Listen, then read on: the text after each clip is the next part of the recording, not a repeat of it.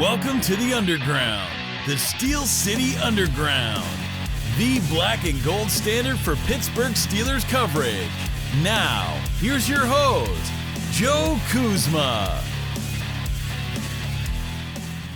Hello, everyone, and welcome to another edition of the Steel City Underground podcast. My name is Joe Kuzma, and today I will be welcoming a very special guest to help preview Sunday's upcoming contest between the 1-3 Pittsburgh Steelers and the 3-1 Denver Broncos. And oh boy, there are a few storylines here in what could be a desperation game for the Steelers. Definitely do not want to drop another loss and end up in 1-4.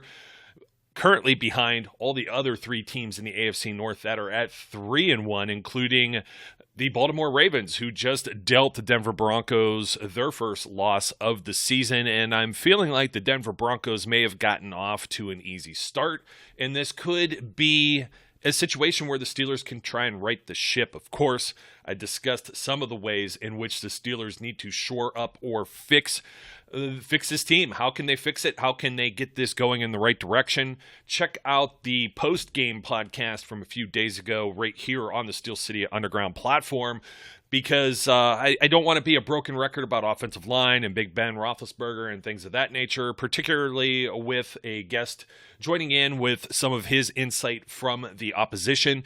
And also, I got a few other things to throw in here as to not repeat myself over and over and over on this. But I do feel that maybe the Broncos, having beat both the New York Giants and the Jets, and who was the other? Oh yeah, the Jacksonville Jaguars. They put up 20-some points on each of these teams. They weren't necessarily, they blanked the Jets 26-0. The Baltimore Ravens, on the other hand, a 23-7 victory. A lot of people are looking, who are the Steelers? What's their identity? I have trouble seeing that in the first two home games against the Raiders and also against the Cincinnati Bengals, on count of some of the defensive injuries, on count of Ben Roethlisberger's performance, on count of the offensive line performance. I saw some more positives last Sunday against the Green Bay Packers. I know it's tough to see it against a quality team like that, but I wanted to say right out the gate, when the schedule was released, we knew that the Steelers had the toughest strength of schedule in the NFL based on last year's results. We also were well aware that September is sloppy football, and September was going to be tough sledding with teams like the Buffalo Bills and Green Bay Packers on deck. We were not expecting losses necessarily to the Raiders, who are vastly more improved and better than anyone was willing to give them credit for heading into week one. We now see that the Raiders are a pretty legit team with one heck of a defense and a pass rush there. Max Crosby is actually one of the highest rated guys over a Pro Football Focus right now. So there's a lot of things you have to take into consideration for this 1 o'clock kickoff. And, I used to say a team coming over from the West over to the East Coast time zone for a 1 o'clock game, maybe some type of advantage. I don't know. That might be all out the window for this one, because I don't know what Steelers team's going to show up. I just know that this Steelers team has to climb back to 500 somehow before the bye, and that means victories in each of the next two games, of which they may just get lucky against quarterback competition or lack thereof. And what I mean by that is the injury reports coming across. Teddy Bridgewater, of course, was in concussion protocol heading into this week's set of practices with the Denver Broncos, so get some opinions on him as well. But Drew Lock, his backup, is who the Steelers saw for a short minute just last year in the home opener before Jeff Driscoll took over. So Drew Lock is an experienced NFL quarterback, for better or worse. However, Teddy Bridgewater has been the man that has gotten this Broncos team to their first three victories. And we're going to have to see. He was limited on Thursday. He was a DNP, did not practice on Wednesday, as was Melvin Gordon III, one of two very steady running backs, and most of you will also remember Mike Munchak as an offensive line coach. He's there with the Denver Broncos. They run about middle of the pack right now, but they have also drafted Javonte Williams, someone that we talked an awful lot about on this show heading into the NFL draft this year. Najee Harris ended up being the guy, but Javonte was one of those top 3 backs, and then he is certainly he's not getting the lion's share. He's not the bell cow, but if he's called upon, he's somebody that you definitely have to take a look at in this game. Deontay Spencer, who is a reserve wide receiver, and many of you will also remember during a few years ago, Steelers preseason, he was a very sharp return guy. He is also on this roster. He's also on the early injury report, having not practiced. Pat Surtain II, a very great young corner, showed up on this report. He has been limited. Baron Browning, linebacker. Graham Glasgow, Andre Mintz, one of the tight ends. I'm not going to pronounce his name, but we know him as Albert. Dalton Reiser, Shelby Harris, and Justin Simmons. Now, Justin Simmons and Shelby Harris, we got a defensive end and a safety. Of course, Simmons, one of the top or elite safeties in the league right now. Both of these guys were full participants, and we should expect to see them Sunday at Heinz Field.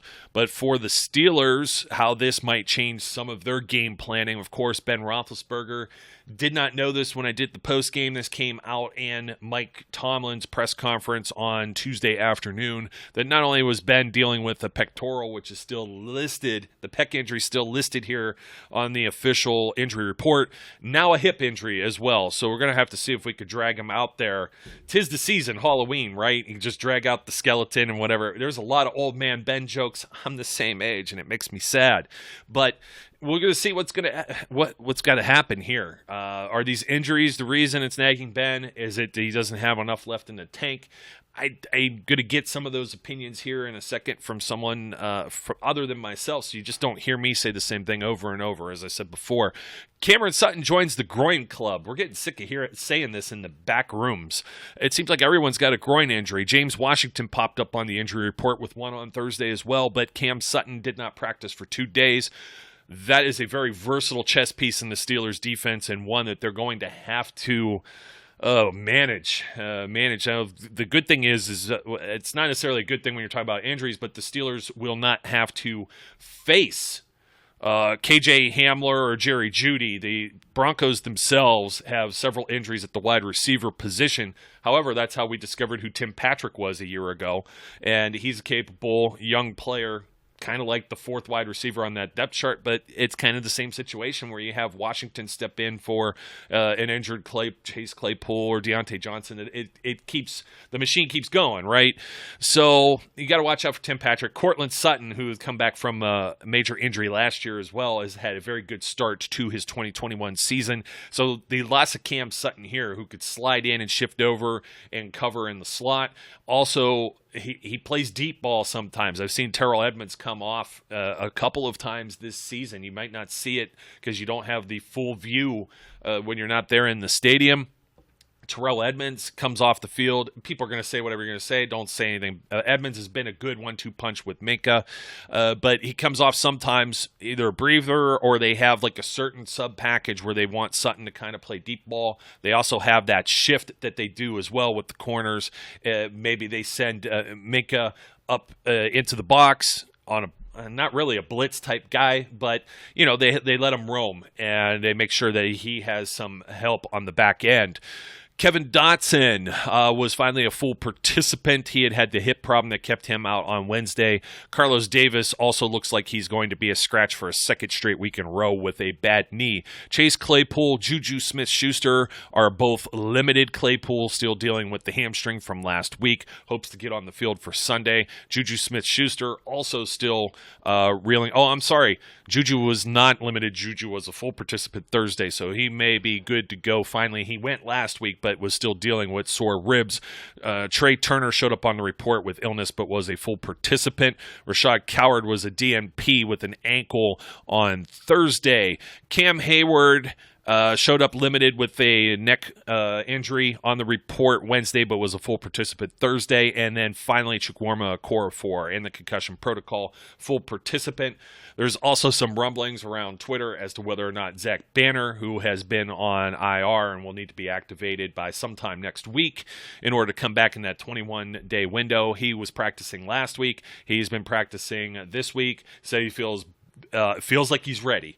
Now, whether or not the Steelers put him in a position as a starter, I guess it depends on the health of Okorafor, or whether or not, as to my previous comments about Dan Moore Jr., not having the best of games, it's which of these guys are going to be the best options. And I'm going to reserve my opinion on that and wait and see what the Steelers may end up doing. But I think they got to get some fresh blood in there, some different ideas. I'm not going to say that Banner is going to be better, but the other guys have been so below the line that if you could at least get some average play out of Banner, it might bring the rest of this group up. So, with all of that said, the one other major thing that we've seen as to whether or not, besides the quarterbacks on both sides, people aren't necessarily sure that Ben should be, if he's hurt, put Mason Rudolph in. Please don't bring up Josh Dobbs. Injured reserve before the season starts means he can't return. He's not a guy that's going to be back this season. And Dwayne Haskins has been inactive quite frequently. That's what we expect. The quarterback 3, you got to have a number of inactives on game day. So he hasn't been getting a helmet. He's not a guy that could come in during the game. So if he's inactive again on Sunday, he won't be an option. It would be Mason Rudolph. So spare me the hate mail. Mason is the backup as of right now. He's been the guy that's been active. Would Mike Tomlin pull the trigger on that? I guess we'll have to see. We've seen it happen before with Mason Rudolph and Duck Hodges, both were Mike Tomlin. But in that situation, it's kind of like the devil you know and the devil you don't, or whatever. Like Ben Roethlisberger is the one you know for sure. I guess you know Mason to some degree, but how do you pull a guy you're paying millions and millions of dollars and it's a future Hall of Fame quarterback off of the field unless he's seriously, truly hurt to a point that he's hurting your team as well? So can Mason make some of those throws? There's an argument as to whether or not he could do it behind that offensive line. We're going to talk a little bit about that Denver Broncos pass rush, but before I get into that and welcome our guest, I got to talk about my bookie. I got to talk about the line for this game, which there isn't one. It's even Steven right now, straight up pick 'em over on mybookie.ag, and we got the promo code if you happen to want to put down some money on this game and think the Steelers can win straight up or the Broncos. The over-under on the game, 39.5 points. Does not appear that anyone that is among the odds makers believes that this will be any sort of offensive contest, and again, that has to deal, I think, with the quarterbacks that are involved in this game. And you know what? I was also going to say Noah Fant, target monster, tight end. He could be a little bit of an issue too for the Steelers, but I'm sure we'll get to that in just a second. But MyBookie has the winning season, and it's rolling this week as entries are open for the winner-take-all Super Contest. So MyBookie is the only sportsbook that offers online Super Contests, so you can't miss out on this exclusive promotion. Enter now to turn $10 into $10,000. Weeks 5 through 8. Make 5 picks against the spread. Straight up here, Steelers or Broncos, right? Get those right, earn points, rise up the standings, then take home the $10,000 grand prize. You've got teams you could pick, such as the Packers, the Bucks, Titans, Vikings, Ravens. You know what? They put this in the script. It makes me want to throw up a little bit. But we shall see. There's a few of these contests that look a little better than others. So all you got to do is get that set. And if you need another reason to head over on to mybookie.ag, this is the start of the Major League Baseball playoffs, and they're hosting a $20,000 blackjack tournament that is absolutely free to enter as well. Free to enter with a chance for $20,000. If blackjack's your game, go right ahead. Get on over there for blackjack, for Major League Baseball, for the Steelers, Broncos, and the winning season. Get in the game and go to MyBookie with the promo code Steel City, all one word. It should work whether you use caps or lowercase. I always like to entertain those questions when I'm asked, but make sure when you make that first deposit at MyBookie, use promo code Steel City and you'll receive double your deposit. That is Steel City, so you can double your funds and double your winnings. Bet anything, anytime, anywhere with MyBookie.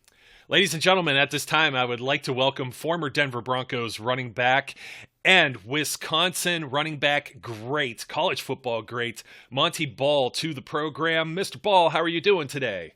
I'm good. I'm alive. I'm well, man. It's always humbling having other podcasts reach out and wanna chat with me. So it's a blessing, man. I'm happy. I'm doing well. How about yourself? Oh, absolutely. Well, I steal this line from someone called Dave Ramsey. I don't use it a lot, but it's better than I deserve. And Ah, it's touche. yeah, and Touche. very true right now. So especially since you took your time out of your schedule. Well, let's ask. There's definitely people who. It's been a minute, but you were in the same draft with Le'Veon Bell, and we Yeah. remember you were on the draft radar, even when we were looking at that from the Steelers before I started this whole platform actually just a few years later. So what have you been up to recently? How do you keep Yeah, yourself man. busy? Yeah, so I've shared my story plenty of times now. I'm someone who's in recovery, 5 years in recovery from alcohol. I'm very open about that journey, mainly because I know that there's other folks out there who may be suffering in silence. So, I most definitely feel the confidence to, get on stage to talk about some very important topics, that being mental health, that being depression, anxiety, etc., and obviously self-medicating, which for me that was alcoholism, or with alcohol, which obviously developed into alcoholism. But right now, man, I'm a recovery coach, so I do help out folks who are struggling with their mental health and substance abuse. I'm a realtor as well, so that obviously, pays the bills, of course. But but Yeah, that's a red hot industry too. yeah, yeah, exactly, exactly. But other than that, man, I obviously have my podcast, Untapped Keg, with my brother-in-law, where we talk about, because he's in recovery as well. We created this platform for folks to just reach out to us and just to listen to us share stories about two dads being in recovery, and then also, I just talk Badger sports, talk Badger football, man. So just living the life, man, as a fan of the game now, and just being a father. Yeah, yeah, and I mean it's weird. The football community, we're all plugged in our different ways, Yeah. and I'm definitely going to speak to you about some experience that may have some parallels with things going on with the Steelers right now. But of course, there's a big game coming up, and before I Mm. get to that as well, did want to mention that you are part of the Believe podcast network. So don't forget to go follow Monty and all of his doings there at Believe Podcast. It's BLEAV. And Mhm. also the Untapped Keg podcast, which is all one word. So, yeah, you could see this right on Twitter. And absolutely, this is great. I wanted to get that right out the gate because I know some people close to me as well when it comes to Mm. dealing with sobriety, and of course, in the recent climate of the world, a lot of Exactly. people dealing with a lot of different issues. So this is something positive that reaches beyond football, Steelers, Broncos, NFL, anything. Go check out the Untapped Keg show if you have a chance. So, I promised some of our listeners that we'd have a special guest. You definitely fit the bill. And I didn't get into too much of a game preview other than I mentioned that the line is now just at picking them. It was like a +1 Steelers. And I don't think anybody knows what's going on with the quarterbacks. Mhm. Ben is a pectoral, a hip. What do we know? Maybe this week it'll be like an orbital bone or a broken jaw. We don't know what's going to happen with Ben. It's sad to say, but he looks like that Operation video game. We can pick how many injuries he's had. On the Broncos side, I've always been a Teddy Bridgewater fan. He bounces around the league for whatever reason, seems to have moderate success with the teams that he's with, but he's in concussion protocol and may Mhm. have to call upon Drew Lock this week too. So when the Denver Broncos have the football, what do us Pittsburgh Steelers fans have to be most concerned with that Broncos offense? Absolutely. Yeah, it's a little challenging right now. The Ravens kind of beat up on us, and with Teddy stepping out and Drew Lock coming in and filling that gap real quick. I mean, we our offense isn't as powerful, isn't as deadly in a sense when Drew Lock steps in. And I don't mean that in a disrespectful way. I just think that Teddy Bridgewater brings a lot more to the table. So let's just hypothetically speaking, let's just say Teddy Bridgewater is going to play. He's going to pass the concussion protocol, what have you. I think with this Denver offense, man, he does a phenomenal job of keeping the play alive, but also still making great decisions with the football while he's scrambling. That is something you don't, you rarely see that. You see it obviously with the greats and stuff like that, but with Teddy, I'm not comparing him to the greats, but one thing I love about him is the stiff arm that he has that keeps defenders away from him, and he still keeps the ball in play and still makes great decisions with the football. outside of Teddy, obviously you have to look out for Melvin Gordon. He's a guy who can take it 70, 80 yards, obviously in the backfield. But also don't forget about Javonte Williams as well too, a power runner, a power runner. This guy loves contact, does not shy away from contact, and most definitely loves to, sort of beat down the linebackers, the corners, anybody who's trying to come and tackle him. He tries to wear them down and does a great job of doing that come fourth quarter when that team is tired. So this offense, man, really does a great job. Really does a great job of spreading the football around, for one, but for two, we just got to stay healthy, man. We just got to stay healthy. Yeah, that's the thing. The wide receivers have been a little banged up, but I went through the injury report. Not to bore you with some of the details, but it could very well be Courtland Sutton. And Courtland Sutton, Tim Patrick, it looks like, and then Noah Fant. And tight ends tend to find some success within the Steelers defense, particularly so if we're going to be down. I can't say Courtland Sutton and then Cameron Sutton. It rolls off the tongue a certain way, but starting corner who slides around, and when they do some of the sub packages, he will cover in the slot. He may cover a running back or a tight end, and they're going to maybe. It looks like they'll be without him. He hasn't practiced for 2 days, so Noah Fant has also been a favorite target of both Teddy Bridgewater and Drew Lock over the last few years. So how do you feel? I didn't really elaborate much on. Now, Courtland Sutton is definitely a weapon. He's a wide receiver one guy that probably hasn't gotten a whole lot of recognition because of injuries.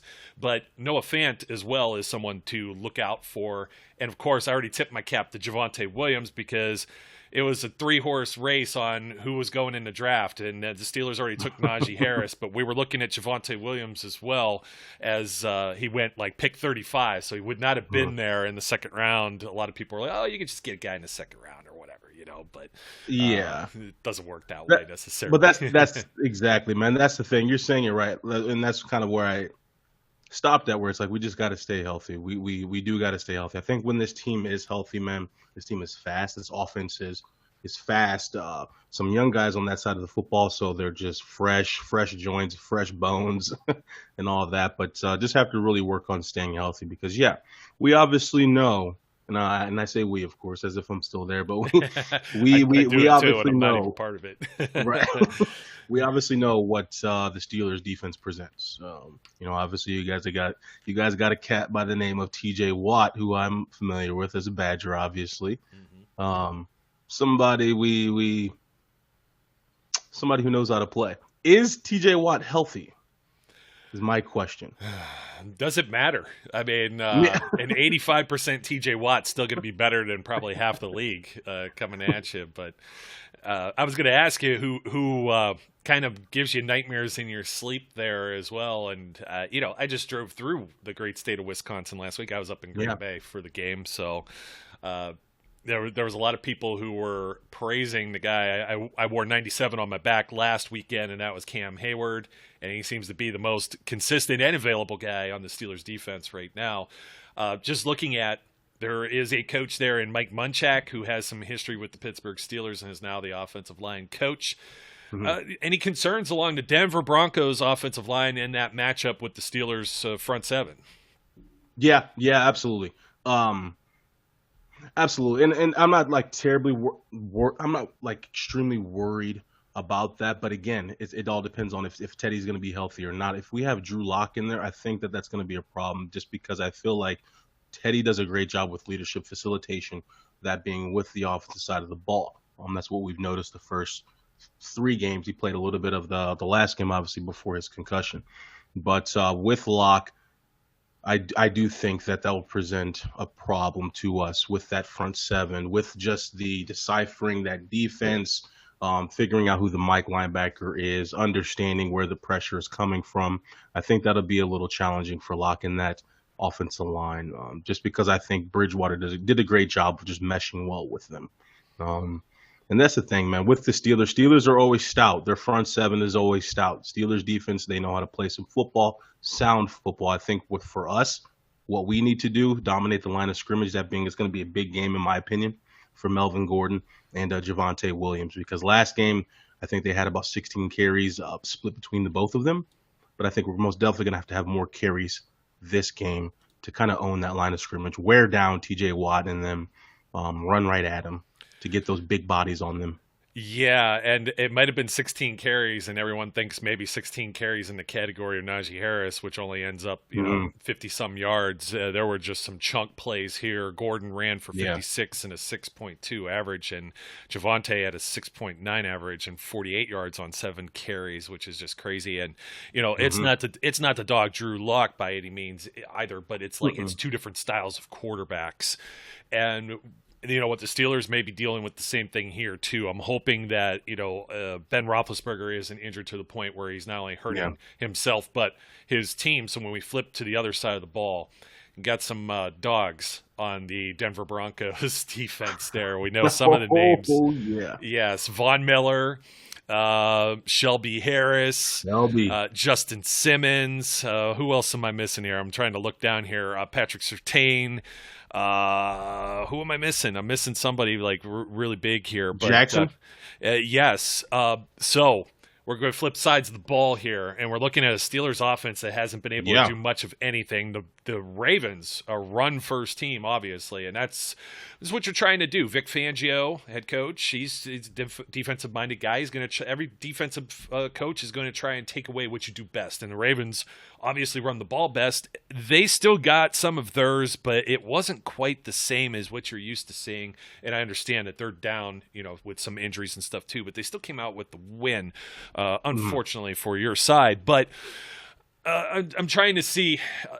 When I'm talking, and we're talking to all the Steelers fans that are listening to this, we may get some Broncos fans to tune in and say, hey, what are people saying from the other side? What Monty's got to say for Denver? Mhm. We need some glimmer of hope because the Steelers offense, I mean, they finally scored in the first quarter, and then they went all the way down to like almost the final drive of the game in the fourth quarter before they put it in the end zone again. They've been very, very poor at putting points on the scoreboard this season. They have Yes. yet to score 20 in a game.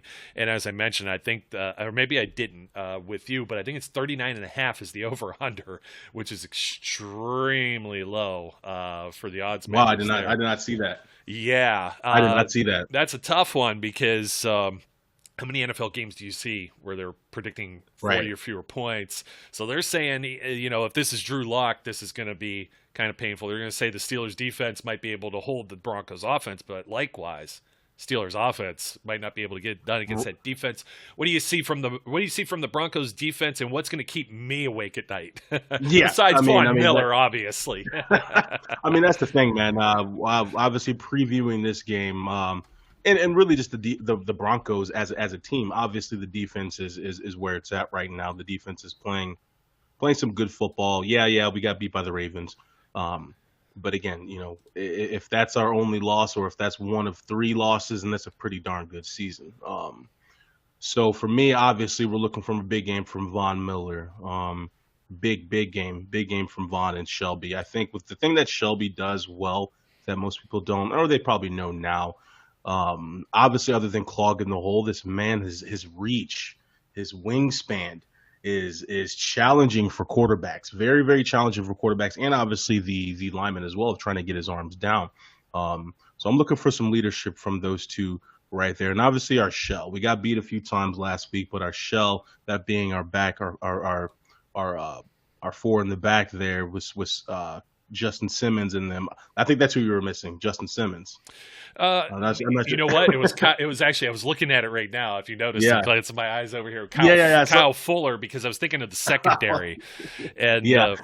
and then of I mean- course Bradley Chubb, who's on IR among a whole bunch of different Ronald know, Darby and all of Chubb. these guys that have fell off during the season. Josie Jewell, the inside linebackers are a little Yeah. banged up, but man, that I mean- secondary looks great. Yeah, I mean, here's the thing. We know that the Steelers, again, and this is not, I'm not trolling the Steelers or anything like that, but the offense is not, it's not as electrifying as it used to be. The Steelers' offense. You guys, Najee Harris it seems like he's picking up the game pretty quickly. The speed of the game in the NFL. I love the way that he's running, but it seems a bit one-dimensional right now. My question to you, man, is why is Juju not getting as many throws, or am I not watching the game correctly, or why This is is- Juju? targets. I don't know. This is going back even 2 years to when they had Devlin Duck Hodges in there, and it seems like the Duck he didn't want to go through the middle of the field. He didn't want to attack the middle of the field, and I'm seeing almost kind of the same thing with Ben right now too. And I don't know if he's in his own head from some of the turnovers, but it seems like everything's like like a sideline, there's fans out there, Steelers fans are like, "Where's the quick slant at?" Yeah. And I'm not seeing the same thing either. He's dealing with a rib injury as well, and that was sustained. He played last week, so it was sustained the week before. I don't know if that's keeping him limited, but he's still getting a decent amount of reps. So I don't know what is going on there because the volume. Ben's still throwing the ball 40 to 50 times in these games, which is far too much for my liking. Yeah, see, this is what I see. I see our defense going mano-a-mano. I see our defense possibly bringing out the cover 2 man, possibly just straight up zero, because I think it's going to be hey, if you guys are going to beat us, try to beat us in the air. We're going to push all of our chips in the middle on our shell, on our cornerbacks and on our safeties, but we're really going to focus on just stopping, obviously, Najee. Really one-dimensional offense currently. Stop Najee, and I think the Steelers are kind of stuck. But again, I'm just an outsider looking in. Oh, no. I don't really know what's going on, why they're not throwing many times to Juju, or obviously Johnson is your guy right now, it seems like. Yeah. But I feel like our defense is going to do pretty well. We just have to put points on the board. I mean, I agree. I even agree with the over-under here. This could be a very tight game. This could be some field goals and field position. It might come down to whoever wins the turnover. I mean, obviously, turnover battle and sacks. Yeah, it's always that way. It's a typical Steelers-Broncos game, it sounds like, historically speaking. Well, at least it's not in Denver because we could already just put the L on there. For whatever reason, the Steelers, there are 2 buildings that actually 3. They don't play in Philly very often. Whenever they play in Philly, it was like 3 times in like 50 years, and they're all losses. Oakland has always been bad, but they don't have to worry about that building anymore. And then Denver. It's like Denver always seems like a struggle, and we have some painful memories of Tim Tebow. It's a hard place to play. Yeah. We always, at least when we were playing, with Peyton, we would always have a hurry-up offense during our home games, obviously because of the altitude. So we knew, well, let's not let the defense sub. Let's not let them sub, get to the line of scrimmage, and let's go. Just to tire you guys out, tire the defense out, and it works. It does. And just coming from another sports world, I'm a soccer guy. I have a soccer background too. Heck yeah. The men's national team and the women too, but the men's national team, whenever they play somebody like, let's say like Mexico, they go to Denver. They go somewhere where it's like they try and tire out somebody that's obviously Mexico is a primary opponent if they're going to place one of these other little. Mexico City's pretty elevated though, huh? Mexico City's up there, right? The air quality is not good there either. Mm-hmm. So, right. But yeah, or they'll try and take them somewhere like in February, take them out to Boston or something like in New England where it's snowing, and try and freeze them out. Columbus, Ohio, as well, which isn't too far from Pittsburgh. So it's great that you brought up Peyton Manning. I mentioned before I wanted to ask you about this, having played with Peyton, and Peyton being in his late 30s, approaching his 40s, much in the same twilight of career as Ben Roethlisberger. It's kind of a tough comparison because Peyton had some of his best years as a Bronco. You got to play in a Super Bowl yourself as well, and he threw for 4,600 plus yards and 37 touchdowns his first year as a Bronco, coming off the injury, and then over 5,455 touchdowns in that 2013 season with you, and and still another 4,000. So I mean, Ben's putting up volume, but was there ever any point where it felt, I'm not sure the best way to phrase this, do you see like maybe some comparisons, because a lot of people, I think we all knew 2015 Peyton Manning was kind of like, okay, he's completely lost it. Yep. I still see some flashes with Ben. I can't tell if necessarily like his mechanics are off due to injury or if Father Time has caught up with him. And I just like a little outside perspective from someone who saw a Hall of Fame legendary quarterback playing in the twilight of his career as well. I think, Yeah, obviously, yeah. Not trying to compare, Well, no, Roethlisberger the two to different guys Manning. again. But no, right. No, no. I most definitely understood what you're saying. I think more so is this. Obviously, we all understand where Ben is at in his career, where he's at with his age. Um, Honestly, what I would like to see more, and obviously, I'm not even a Steelers fan, but what I would love to see more is that offense. Really understanding that and trying out some things, trying out some new schemes to help him, to place him in better situations for that offense to be more explosive.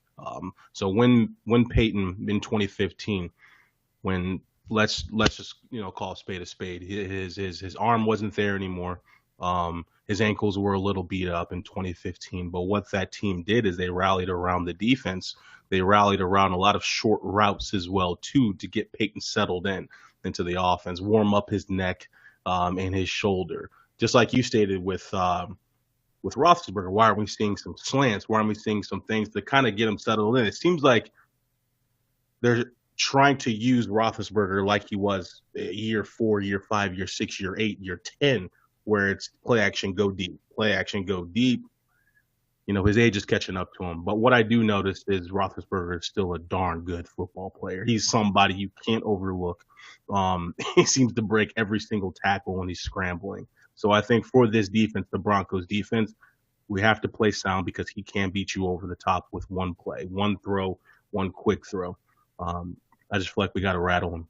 We got to rattle him. Something about Ben, I think when he has trash around him, when he's rattled, he's not as productive, which that goes for most quarterbacks. But I think that's really what this defense is going to try to do. Get bodies around his feet, get bodies in his face, get hands in his face, get Shelby's arms up in the air to really, really rattle him. Yeah, we've seen that before. The last time these teams met, Shelby Harris got his hands on the ball, and Exactly. that kind of unraveled this team because then it was finger pointing with the Antonio Brown, and that was a big mess. And they went from being maybe a postseason contender to falling out of it entirely within a few weeks at the tail end of that season. And One really, thing. yeah. Oh, I'm sorry. Go ahead. No, you're fine. I was going to say one thing I was going to say. So I always do like a trolling Tuesday where I just like real respectfully just troll the other team's fan base. Most definitely not doing that. I did not do that this week leading up to the Steelers because it's a wonderful organization. Don't touch this guy right here. Exactly, and that's the thing. You never know. You don't know what's going to happen. You never know what's going to happen playing the Steelers. You never know. So it's going to be an exciting game. It really is. Yeah, and I think the Steelers are definitely a desperate team at 1-3. They don't want to drop the 1-4. They got to try and long season. Try and get some wins here. Maybe if it's stacked 2 with back-to-back home games. Russell Wilson, who knows what just happened with his finger? That's the next opponent after the Broncos too. So I saw that, man. It was pretty bad. And then he just like went to the sideline, popped it in, and then got back in, but obviously couldn't squeeze the football anymore. Yeah, it looked like Freddy Krueger. They did. There it is. Okay, I was like, what is that? What is that? That was pretty gross. It was pretty gross. Yeah. And he's my favorite right now. He's my favorite non-Steeler. I'm not afraid to brag about that. I absolutely love the player Russell Wilson. Absolutely. You got to see him up close and personal as well. That's my guy. You know what? One more maybe random question, I guess. Yeah, please. Is we're talking about quick slants and stuff like that. What about the run game? I mean, obviously that's your forte. Mm-hmm. How much of this falls on? Obviously, the offensive line is a mess. It's a work in progress. I still have some hopes for that. How much of a struggle is that? I mean, Najee's trying to create some stuff. You're saying take him out of the game, but it's been a lot of the passing, a lot of the dump off stuff that he's been seeing over the last few weeks. So much so, he leads all the rookies in receptions right now, even wide receivers. It's crazy. I'll be honest, man. I mean, with the Steelers' offense. It seems like you guys are trying to figure out the identity of this offense. But I do like Najee, man. I do, even though there's been a lot of dump passes happening. I like Najee because I love the way that he's just stepping in and just going with it. Yeah, the offensive line is not producing the way that you guys have hoped, but he's trying to make the best out of nothing. And I just love aggressive running. I saw a lot of his runs, and he's a very aggressive runner, and that's just something that I like. watching Javonte Williams. Love this guy. The Broncos O-line, not the greatest. We're trying up front. There's one guy I think that we really need to move on from. But I'm just going to leave it at that. But everybody has that, though. You know what I mean? I think there's one guy I think we really need to move on from up there on our line, but we're sticking with him, obviously. But again, Javonte Williams making some very aggressive, tough runs. That's the thing, man. When I watch Najee, the beautiful thing about Najee is this: effort is something you can't coach. Seems like he gives 100% every single play for that offense, and I think that's a good thing for Tomlin and them to really build on. Oh, absolutely. And both of these guys, if you follow, I don't know if you catch Good Morning Football, and Kyle Brandt does the angry runs now that they started doing this season. Oh, yeah. I saw that. And both of these guys are getting the scepter almost like back-to-back weeks. I mean, Javonte was dragging people last week. It was unbelievable. So, this is why it's going to be an exciting game, man. This is Steelers-Broncos game is always a physical game. Yes. Physical game. So it's all about that line of scrimmage. Who owns the line of scrimmage wins this game. Yes, absolutely. Yeah. And it looks like both sides, it's the defenses. It's going to be a very defensive battle between both squads. Yep. Monty, thank you for joining us here today. Folks, don't forget to follow him directly at MontyBall28 on Twitter. Also part of Believe Podcast. That's BLEAV. And, of course, the Untapped Keg podcast as well. Any closing thoughts? I think we pretty much sewed all of this up, but I'll let you get your last word in. Just again, anybody who steps or tramples on this thing, there's an actual Myron Cope curse from the man who invented this, a longtime broadcaster, if you're not familiar. So there's guys that have like cleaned their boots, or it happened in Buffalo. Somebody did something with it, like one of these fans put it out on Twitter, and you saw what happened. So by all means, tell somebody with the Broncos we need everything we can get right now on our side. Have them do something, shred it or something, and then we're good. You know, I'm excited, man. My last words, man, are this: I'm excited, and this is gonna be a brawl. This is gonna be a brawl. Which defense can last? Defense can last? Sounds good to me. I'll be watching for however the Steelers can slow down Von Miller and company, and hopefully a little more. We get a little more than just the 5 offensive linemen. Maybe you can get an extra guy out there. If we have a fullback, people will keep yelling, put the fullback in, and it's like there's only so much you're going to ask from him. But they've used him like an H-back too. Derek Watt. Is that Derek Watt? Yeah, the Watt brothers. That's right. So Derek Watt was my fullback at Wisconsin. Yes. I was. You know what? I was going to ask you about that too, and I'm glad it came up, and just something different in the water for those boys, isn't it? Yeah. So Derek Watt, a student of the game. This guy loves to be physical and loves to block, but that can only change so much of the offense. When you got Von Miller, when you got Shelby in the middle, that's you guys might have to explore 7-man protection. Yeah, possibly for this game. That's where I was headed, and it seems like sometimes not enough 2 tight end sets, and there's been 3 tight ends active too. A gentleman out of Michigan, Zach Gentry, who hadn't played a whole lot leading up to here, 3rd year pro, and they've had him out there because he's a much more capable blocker, and he's not necessarily just a rookie. He's been in the system, so they've been using him a lot here or there, but it's still here or there, and it seems like most of their success has come when he's been on the field. So Monty, thank you once again for joining us today on the show. Man. And as I say to all of our fans out there, we have the 2%ers who are still hanging on at the end. And since you're here, they're probably still hanging on, as is my camera. It looks like it wants to kind of just fall and crash here off my stand. Yep, mine is good. So mine good right here. Yeah, I know. I don't know what's going on. It's got like a lean going, but we'll close it up here as we always do. My name is Joe. Special guest, Monty Ball from Believe Podcast, Untapped Keg Podcast. And don't forget to like, comment, and subscribe, folks. And until next time, we encourage everyone out there to be safe, be good, and we'll catch you later. We would like to thank you for listening and remind our listeners to follow us on social media and our website, www.steelcityunderground.com.